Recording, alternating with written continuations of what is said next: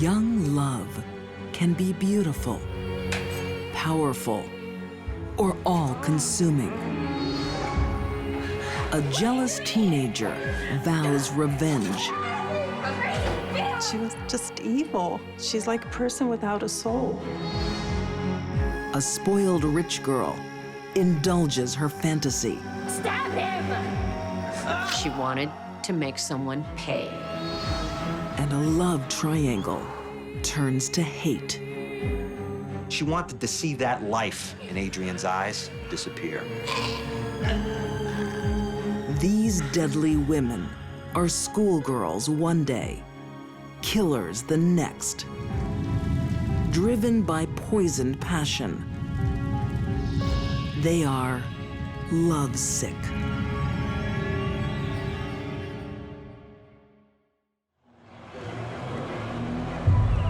Most teenagers love their freedom.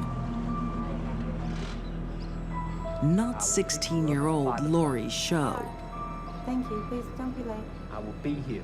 I love you. She's afraid to leave her parents' side. Anyone who has to live in that fear, you can't imagine what it was like. Oh, look who it is! In Lancaster, Pennsylvania, in 1991, Lorie Show is stalked, threatened, and assaulted by another teenager. Do you know you have a whore as a daughter? She would call our house all hours of the day and night until it came to the point where I had to change our phone number. No, it's not gonna stop until she's paid. Lorie's mom, Hazel, is also a target for Lisa Michelle Lambert. Call the police. She would confront me, screaming and yelling that my daughter had wrecked her life. It was scary. I'm an adult, and that girl scared me.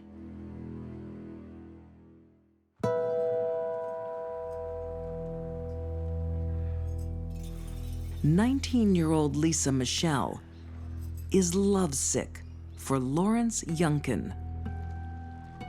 She moves in with the 20-year-old roofer, but their relationship is anything but a fairy tale.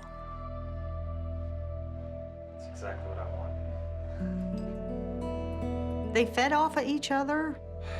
They were young, they were immature. Their fights got physical. Oh, you're hurting me. Their relationship was at times a very volatile one, and even a violent one where he did abuse her.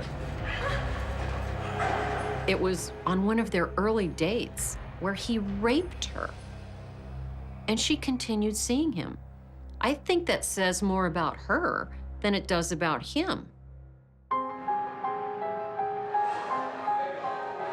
Into this unhealthy relationship, the younger 16-year-old Lorie Show becomes an unwitting third party. Lorie met them, and after knowing them for a short while, Michelle and Lawrence broke up. He was crying and upset. She felt sorry for him. So it's like, hey, let's go shopping. Thank you. I had a really great time. I had a great time too. Just something to get his mind off of Michelle so he wouldn't be moping around. And that was her downfall. Thank you. I had a really great time. I had an awesome time. I had a really good time. Lawrence Date raped Lorie. Please, What is your problem? No, I'm sorry. I have to go. You're not going anywhere. Get in the back. Get your hand off that and get in the back right now. Get in the back. Lisa Michelle found out that Lawrence had actually raped Lorie. It made her even more angry, but not at Lawrence, at Lorie, his rape victim. Just 1 week after the rape, Lisa Michelle goes back to her abusive partner with some interesting news. I'm pregnant. You're pregnant? Yeah. Well, let's drink to that. Even though Lawrence is pleased, it doesn't ease Lisa Michelle's anger. The fact that her man looked at another woman was more than she could handle. She had to destroy the source of her pain. You think you can steal my man, do you? Michelle, I don't know what you're talking about. Don't you dare lie to me. You know exactly what I'm talking about. Lorie cried and pleaded, Michelle, just go away. I don't want Lawrence. You're gonna have a baby. Go get married, do whatever. Leave me alone. And she wouldn't have any of it. Nothing happened. Just watch yourself.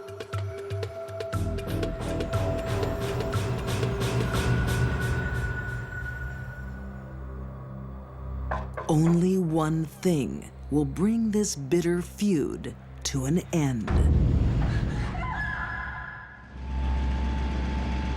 Lorie Show's life is in turmoil.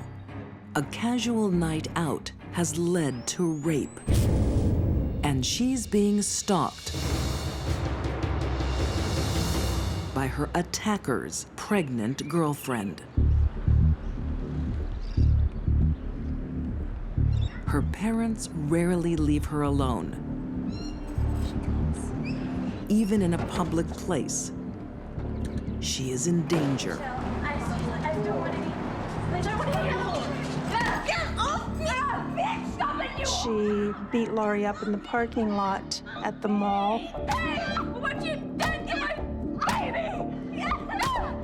Yeah. Lorie wouldn't defend herself because Michelle was pregnant and she was afraid of hurting the baby. Come on. At that point, we decided to press charges for a simple assault, and maybe that would waken her up. It didn't help. It just continued. Lisa Michelle Lambert found out the police were going to arrest her. She said, well, I'll take care of Lorie. And 2 days later, she did. That bitch is gonna pay. She's a filthy slut.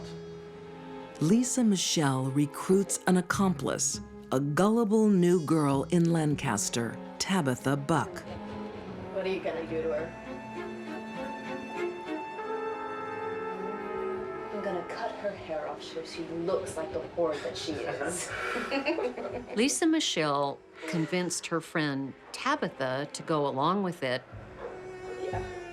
because Tabitha thought it was simply going to be humiliating Lorie by cutting her hair. But Lisa Michelle has something far more sinister planned. Police officer Renee Booker was assigned to the case. She remembers Lisa Michelle's meticulous plan. There was a phone call about a problem with Lorie at school, and they asked Hazel, the person asked Hazel to meet her the next day at school to discuss this problem. For the first time in months, Hazel leaves her daughter alone. We didn't go anywhere without her being with someone because Michelle was that much of a threat.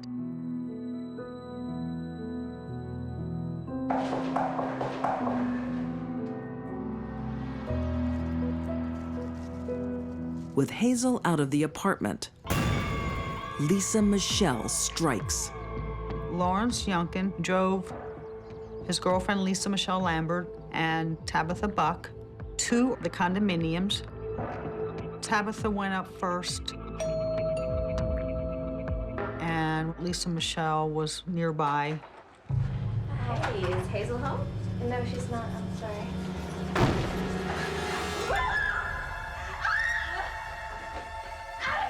Get out of here, you crazy bitch!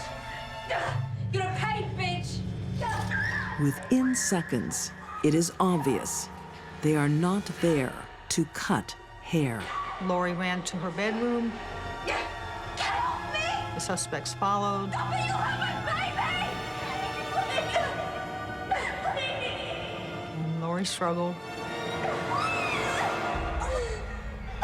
Tabitha Buck's participation was that she held down Lorie's legs. Lorie had numerous wounds on her body. Her lung was punctured, and her throat was slashed.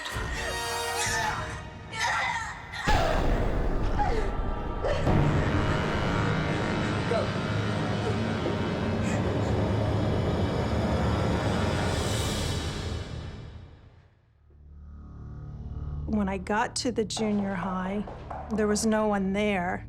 And usually I would wait, but that morning something just had me that I had to go home. Hazel returned home to this carnage. Lorie! Lorie! I screamed for someone to call 911, and I went to her side. And at that point, I saw that her throat was cut. I cradled her in my arms and told her I loved her. I didn't do you! I didn't! She was able to whisper to me that Michelle did it. Michelle did it.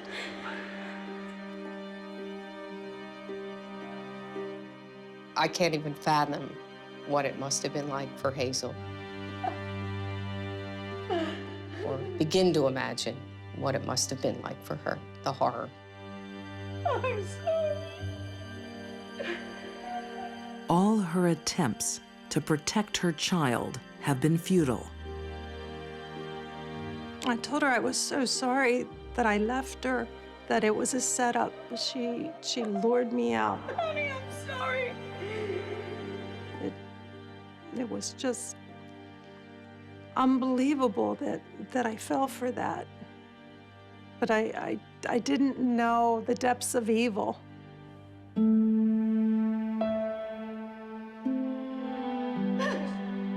The only thing is that I got home in time to talk to her, that I got home to tell her I loved her, and she did nothing wrong. I don't know where I'd be today if I hadn't had that chance. It made all the difference.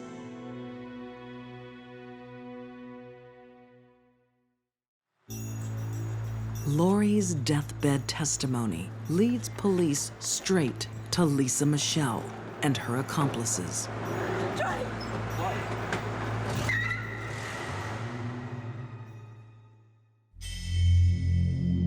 That was a very organized act to get the protector of her victim out of the way, and she succeeded. Lawrence Youngkin is found guilty of third-degree murder and sentenced to a minimum of 10 years. Tabitha Buck is found guilty of second-degree murder and sentenced to life. You got the sense that she was remorseful and very sorry for all that had transpired and seemed somewhat confused as to how maybe it snowballed in the way that it did. While awaiting trial, Lisa Michelle gives birth to a baby girl. She is being raised by her grandparents. Having been found guilty of first-degree murder, Lisa Michelle Lambert will spend the rest of her life behind bars. I don't want to ever see her out. I would be in fear of my life if she was ever released. If Lisa Michelle were released and she were less than 85 years old, some woman somewhere around her would be in danger.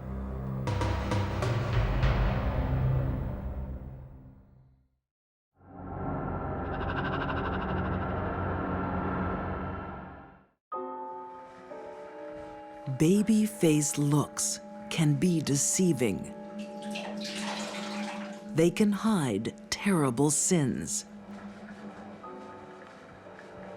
that can't be washed away. Daphne was destined to kill someone.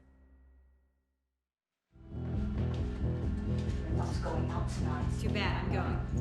Daphne Abdella is only 15, but she scares people, I'm going in including her parents.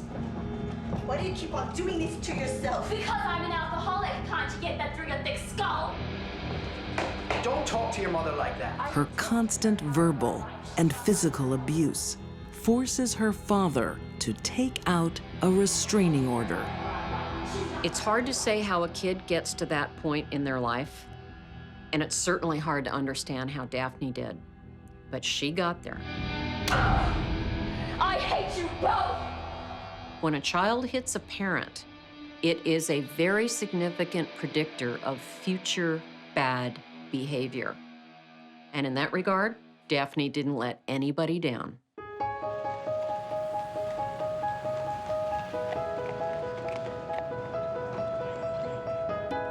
New York's Central Park is Daphne's favorite hangout, and where she befriends another misfit, Christopher Vasquez.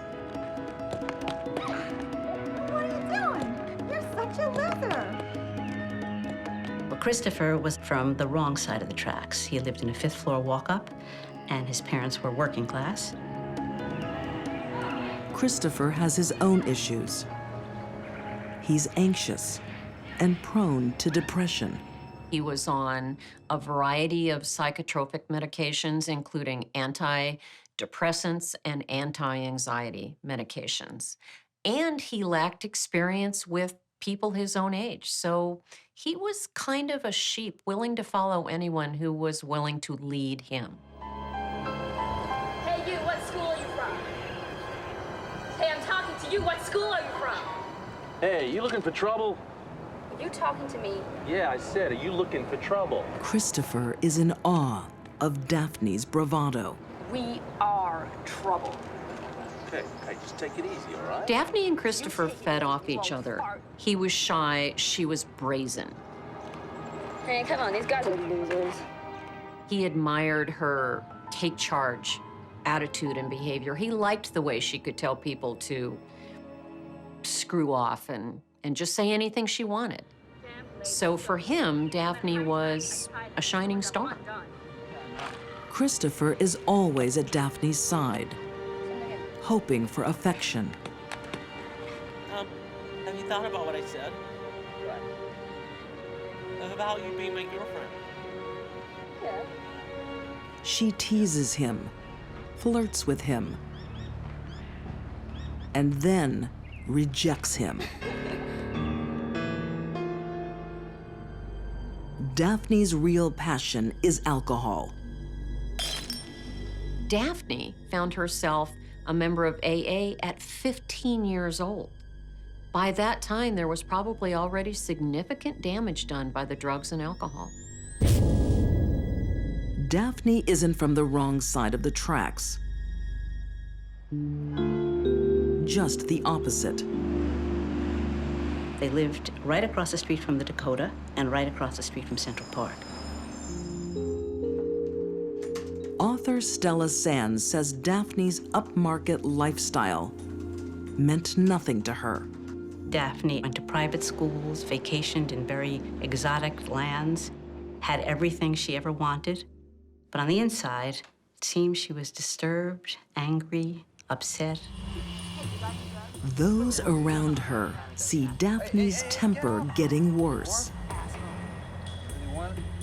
By May 1997, she's making outrageous threats. She says, "I'm gonna kill someone before this night is over." She had said, "I'm going to slice someone tonight." She was very arrogant and very haughty the whole day. Nothing ever happens in their boring, boring lives. But no one takes the 15-year-old seriously. I'm gonna make something happen. I'm gonna slice someone. You ready? She apparently was heard saying repeatedly that she was going to kill somebody today. And nobody took her seriously, I think, because I think she had ranted like that before.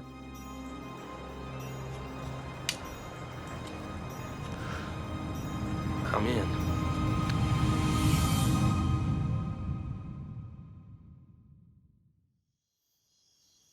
"15-year-old Daphne Abdella's favorite haunt is Central Park. So what you guys got to remember, this was the 60s. It wasn't like today. So this She was a likes to pretty big hang deal. out there with a group of older, regular drinkers. On May 22nd, 1997, she and Christopher Vasquez have been drinking all day and well into the night. Jim looks at him. He says, well, you know. They cross paths with a park regular, Michael McMorrow, close to Strawberry Fields. Here's the Jim. Hey, who wants a beer? Hey, you want a beer? Hey, I know you. You're Irish. Yeah, we talked about the AA meetings before. Daphne and Christopher convince Michael to go down to the lake. You want a beer? Never say no. They said, night is still young. Let's go and have some fun. But it's a trap.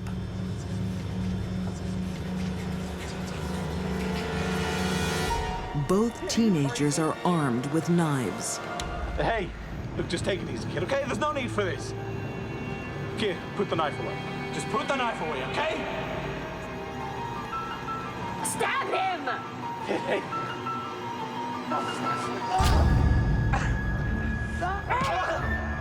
Daphne kicked Michael's legs out from underneath him, and that gave Christopher the opportunity to really jump on Michael and start stabbing him in very vulnerable spots.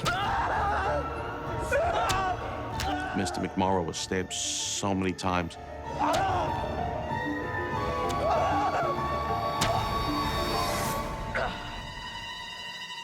Slicing from ear to ear.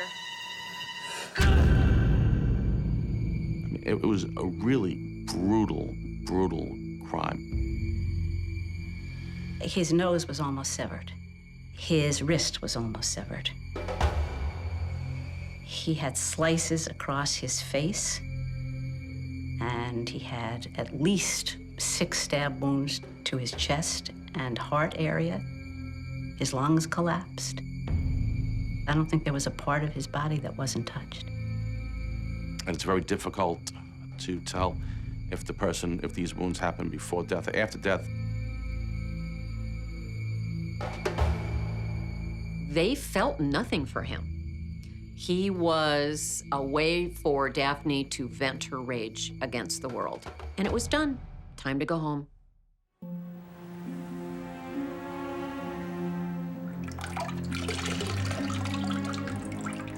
The teenagers clean up in the basement of Daphne's apartment.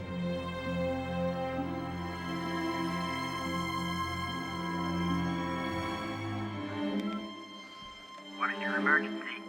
My daughter hasn't come home. She should have been home hours ago. Upstairs, Daphne's worried father has called police. It's way past Daphne's curfew. Daphne? Daphne, are you in here? Get out! The officers are tipped off that Daphne and Christopher are hiding in the apartment's utility room. Hurry up. Is that blood? When the police officer walked closer, he saw that there was blood in the sink. And he asked them, "What's that from?"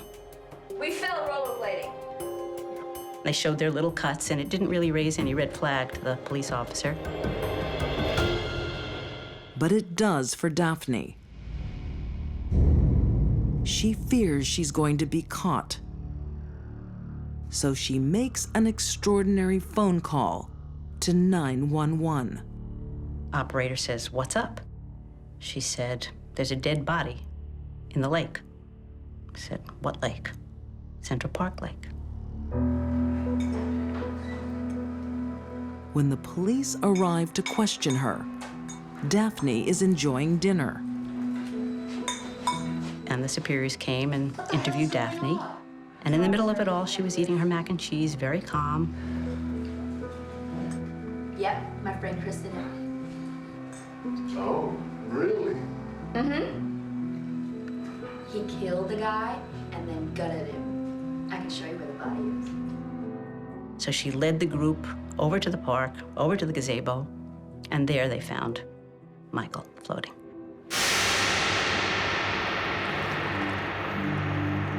I told you, there he is.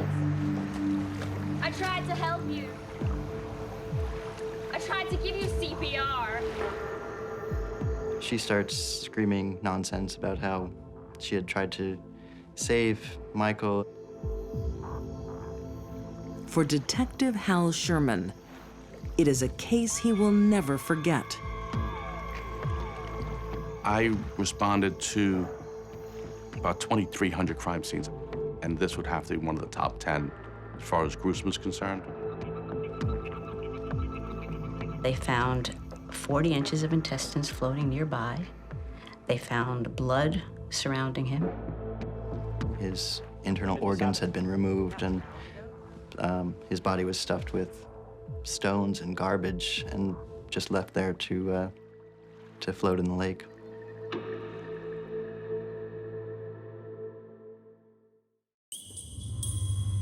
Neither teenager admits any guilt. They blame each other. Because of the conflicting and confusing testimonies, the only charge that will stick is manslaughter. Both Daphne Abdella and Christopher Vasquez are sentenced to 10 years, but only spend 6 years behind bars. She didn't seem remorseful about what she had done, and I think that, to me, was the biggest slap in the face. For Michael McMorrow's family, Strawberry Fields is a place of sorrow and loss. She has a whole life ahead of her now. My uncle does not. It's something we have to live with, and then she continues on in her life, having not really apologized, having not really served an adequate prison sentence, in my opinion. And Michael's gone. We don't have Michael. Michael doesn't have his life to live.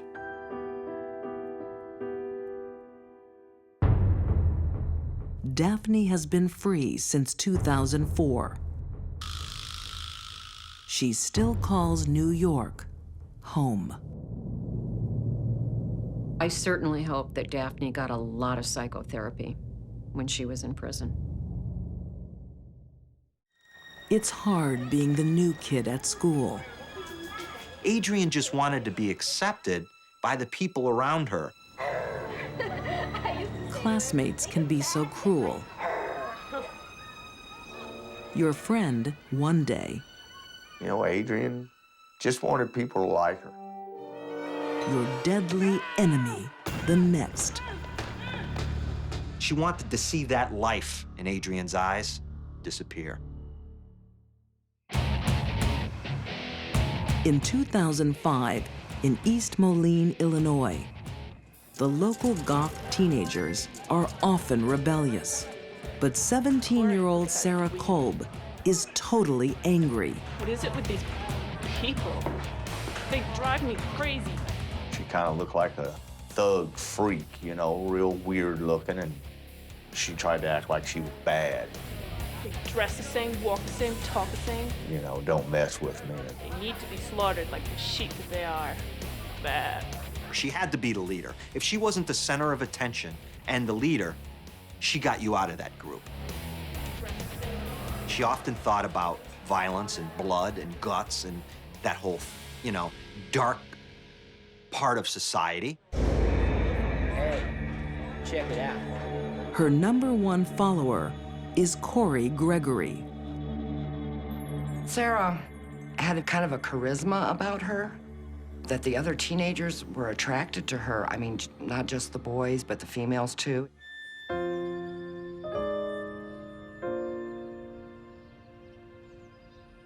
Teresa Gregory watched her son, Corey, fall under Sarah's spell. She kind of had an emotional hold over him. I just didn't know how deep that went. He was so head over heels for this girl. He just felt that he would do anything for her. Anything that she needed or wanted, he was just there for her. Why is anyone's guess.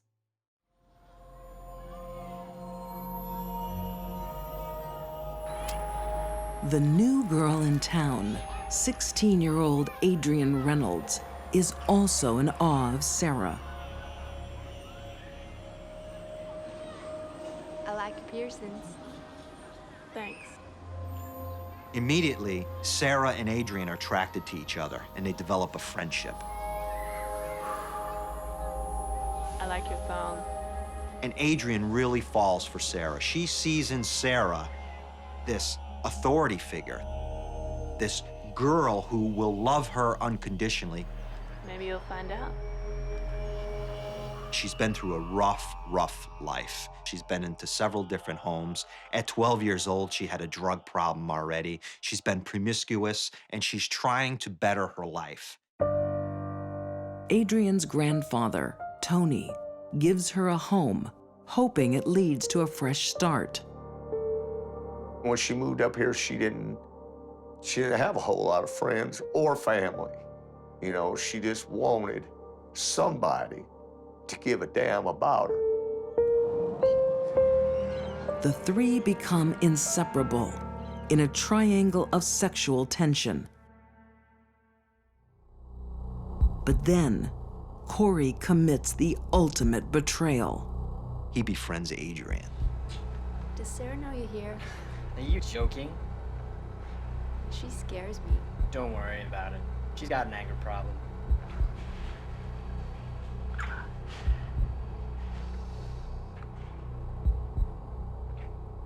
Are you screwing her? I know it made Sarah mad that Corey hung out with Adrienne because he told me. And that was the straw that broke the camel's back. You asshole. Bitch is gonna pay for what you did.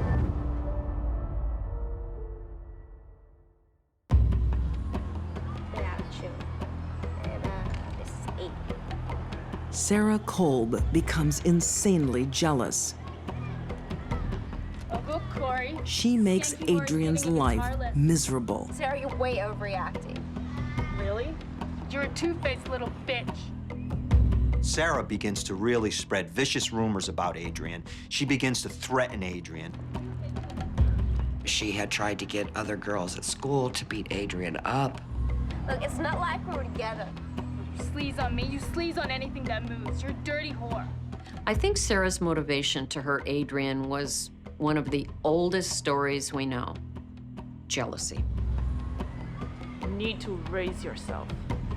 But no one could imagine how jealous. She wrote in there, I think it was, I'm gonna kill the bitch. So yeah, she definitely had it on her mind that she wanted to do it. She wanted to see that life in Adrienne's eyes disappear.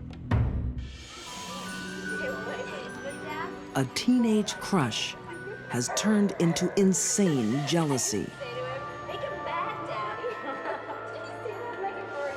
You have Adrienne Reynolds, the new kid in town.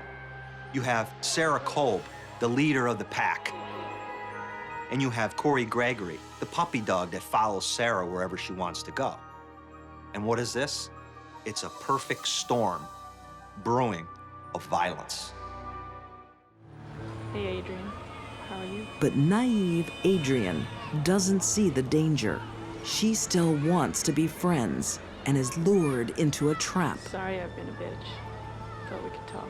Sarah tells her, Everything's gonna be all right. Let's go out, get some lunch, talk this through. Yeah, all right. She didn't think about her safety. Maybe she didn't feel that she was in danger. I don't know. There's so much at play here. In broad daylight, in the parking lot of a busy restaurant, Sarah attacks. Sarah's yelling obscenities at Adrian, calling her a whore, calling her a bitch. Well, Adrian, she's a tough girl. She punches Sarah, punches her in the nose. Then the fight really starts getting underway.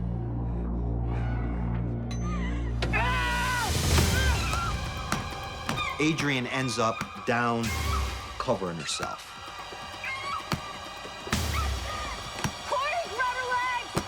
And Adrian's just fighting to try to survive.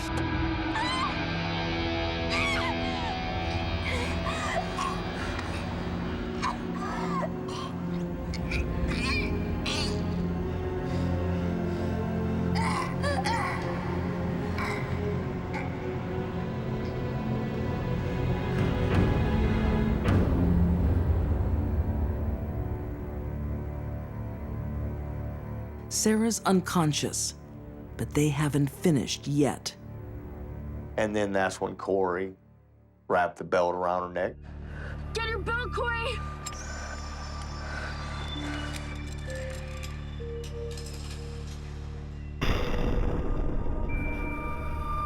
And I think that's how she died. Nobody really knows exactly what happened. But a beautiful young girl lost her life, and my son and his friend tried to conceal that homicide. The teenagers now have a body to get rid of. Sarah gets an idea. Why don't we take her out to my grandpappy's farm and we'll burn her?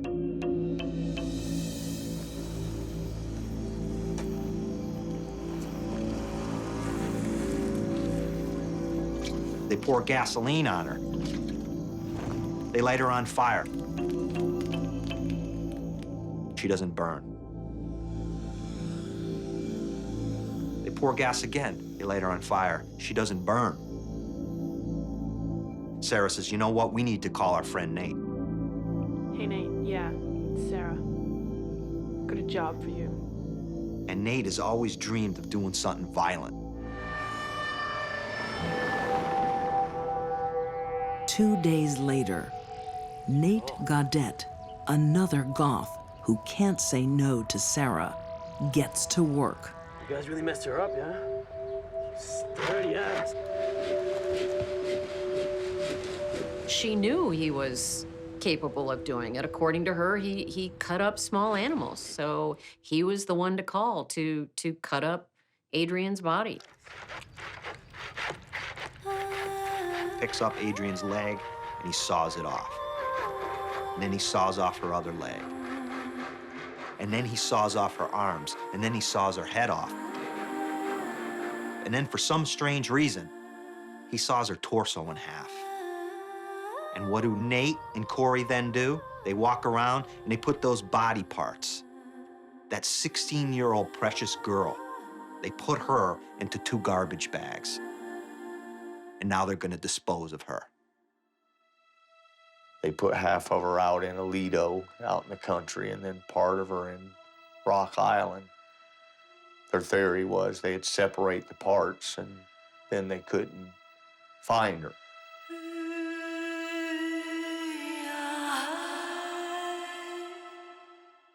What did they do afterwards?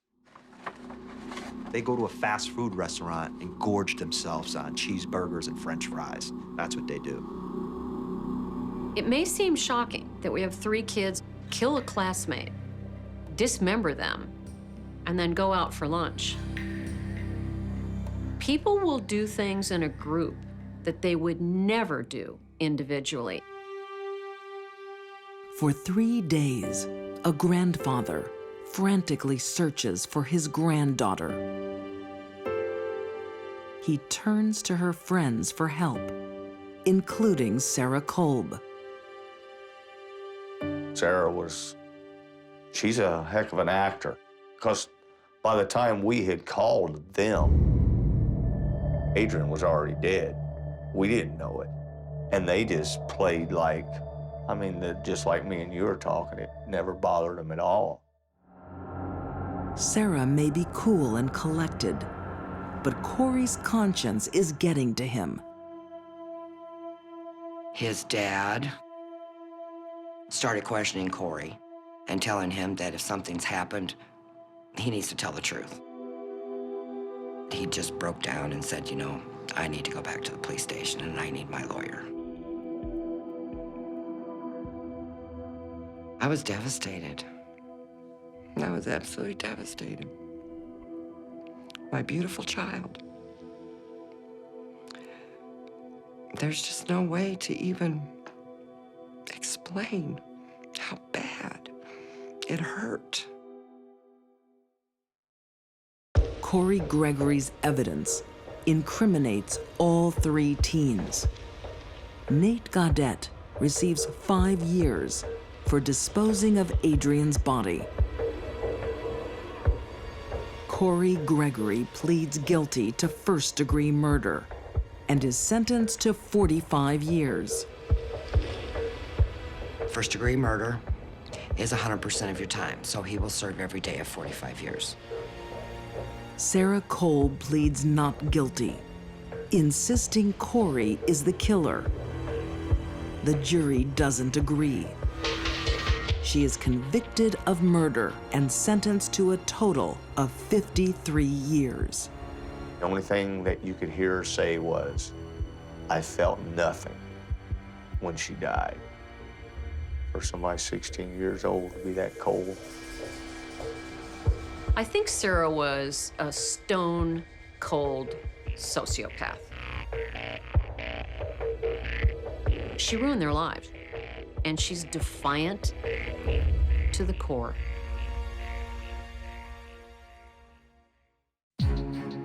These deadly women all shared a warped passion.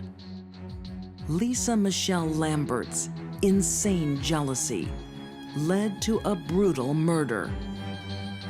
Rich kid Daphne Abdallah lived out her deadly fantasy. And Sarah Kolb's desire turned to deadly force. They were all young killers who were lovesick.